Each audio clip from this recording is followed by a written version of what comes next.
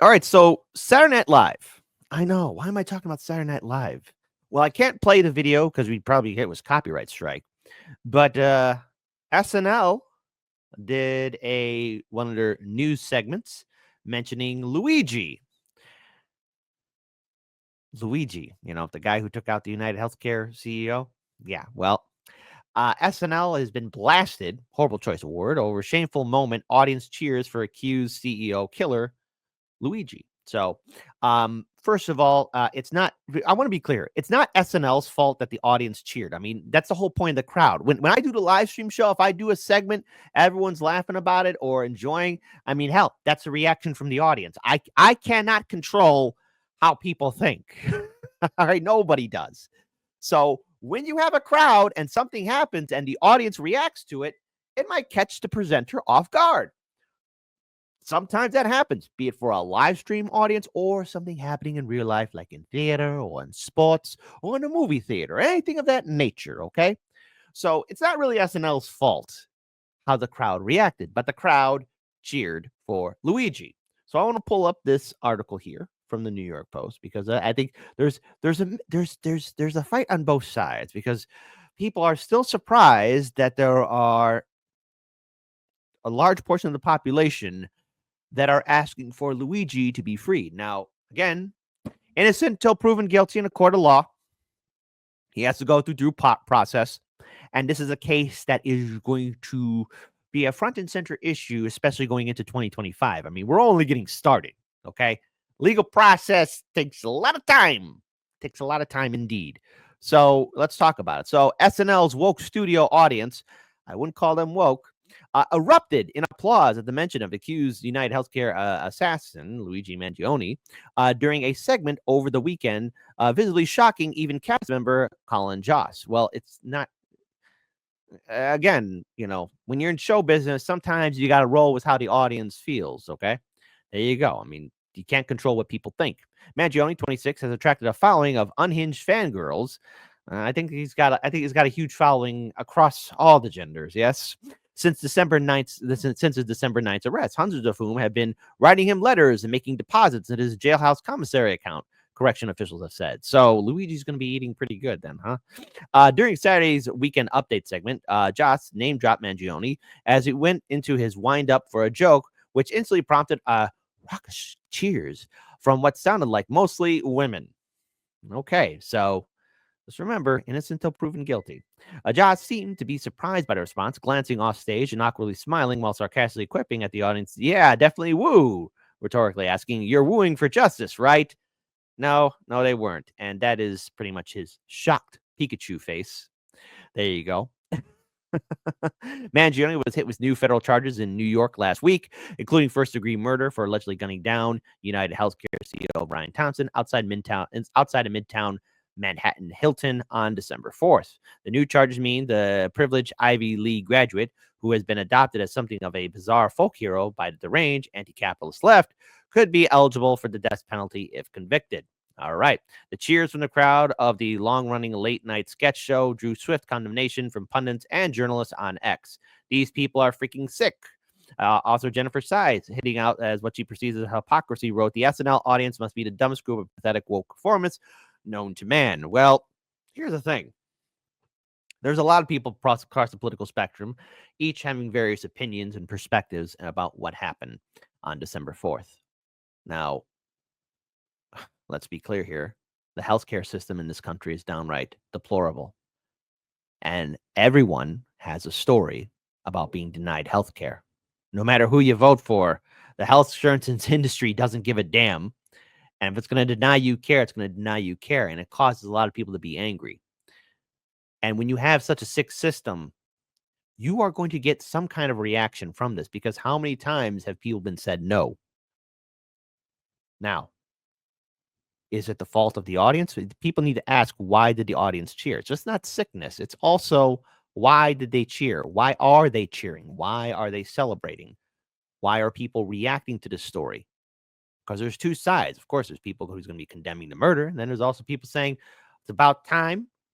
They're glad to see something bad happen to the health insurance industry. But listen, there's a boiling rage in this country. People who have been working day in, day out, every day of their life.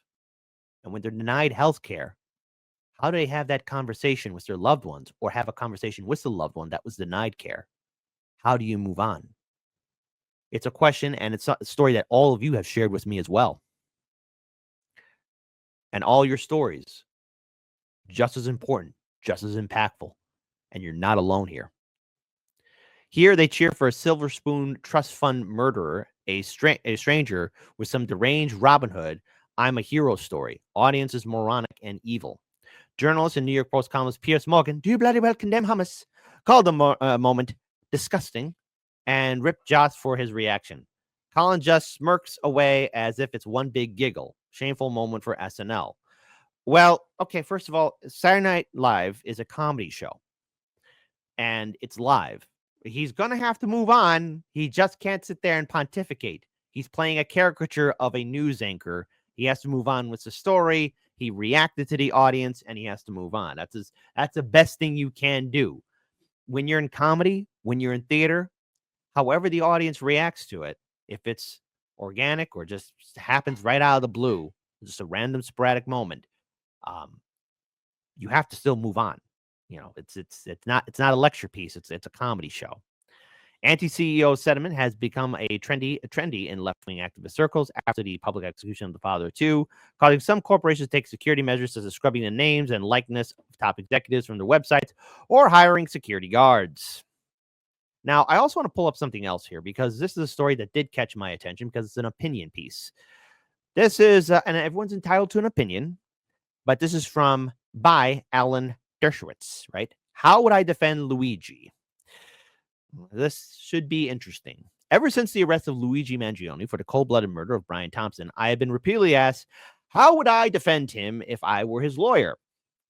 The question is not surprising since I've been involved in over 30 and attempted murder cases over my 60-year career. Good God, the stories this man must have. Some of them involving high-profile defendants such as O.J. Simpson and several death row inmates. The honest answer is that I don't know, at least not yet, nor should his current excellent lawyer, Karen Friedman Agifiano, because she has not yet had the opportunity to confer at length with her client. And he should be able to speak with his lawyer. There's a thing called due process, and it's until proven guilty in a court of law. It is important to remember that a lawyer in a criminal case is merely an agent.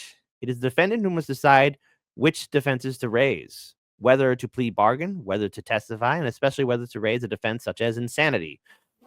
The first thing a lawyer must do is confer with her client, evaluate his competence, present a realistic assessment of the case, and analyze the available options. If a lawyer disagrees with the client, she may decline to take the case, but she may not impose any strategy on the client that does not meet his approval.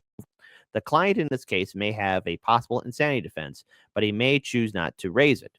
He may prefer to defend his actions as a rational response to how insurance companies conduct their businesses. This would be a losing legal strategy, but it may be consistent with what he wrote in his manifesto. Similarly, he may prefer to have a case litigated in state rather than federal court because federal court proceedings are not televised, whereas some, but not all, state court proceedings are. There is an issue of the death penalty, which would be available after federal conviction, but not a state one. Mangione could, of course, insist that he didn't do it despite the overwhelming evidence to the contrary, where there were those who criticized the Simpson defense team for not admitting guilt in the face of what the prosecution called a amount of evidence, but OJ insisted on claiming factual innocence, and the jury ruled in his favor. Remember the 90s? Mangione case is not comparable to OJ's because his manifesto virtually admits to having committed the crime. His attorney could, of course, challenge the admissibility of the document, as OJ challenged the admissibility of some physical evidence. But even if the manifesto were to be excluded, there seems to be more than enough evidence to convict. Mangione could seek a plea bargain under which he waives both state and federal trials in exchange for prison sentence that would allow parole after a certain number of years. It is unlikely that the state or the federal government would accept such a deal in light of the evidentiary realities and the positive publicity a trial would generate for them. It's always possible, of course, that one or two sympathetic jurors could slip by the prosecution's questions and end up hanging the jury, but this cannot be counted on by the defense. If Mangione insists on claiming he didn't do it and refuses to plead insanity, his attorney would be in a difficult position. She would lose her credibility with the jury if she voraciously asserts that it was not him who shot Thompson. Her best tactic would be to acknowledge that the forensic evidence shows that he committed what is called the actus, I was going to say this wrong, the actus reus, the act component of the crime of first degree murder. She would then have the credibility to argue that he lacked the mens rea, the mental elements necessary for a conviction of first or second degree murder or terrorism. Court proceedings, aren't they fun? This would be difficult if the manifesto is admitted into evidence because the document strongly suggests rational, if perverse thinking. If some jurors are sympathetic, they may, however, conclude or have a reasonable doubt that despite his surface rationality, it is the product of a sick mind that turned him so quickly from a top student to a deranged killer. This is the only realistic option that has any chance, slight as it may be, to save Mangione from the death penalty or life without parole. The unavailable role of a criminal lawyer in a case like this is one to avoid the worst outcome, which, while following the instructions of his client, I think that his current attorney is up to the job. So that's what I'll have to go through. Isn't that something? Luigi's got that mountain to go through, and this is going to be a case that I think is going to be a front and center issue for quite some time. It's not going to go away. We thought 2024 was a ride. Get ready for 2025. And by the way, we cannot forget the name Brianna Boston because she herself is currently also facing a situation where she allegedly made a phone call or during a phone call with Blue Cross Blue Shield representative that she made an alleged threat to their life. Now, that case is still also ongoing, but we'll see what happens. But something tells me this case is just more than just what happened on December 4th. It's going to shine a light on the sickness, not only of our system, but of healthcare in the United States and what we can do as a people to avoid such madness.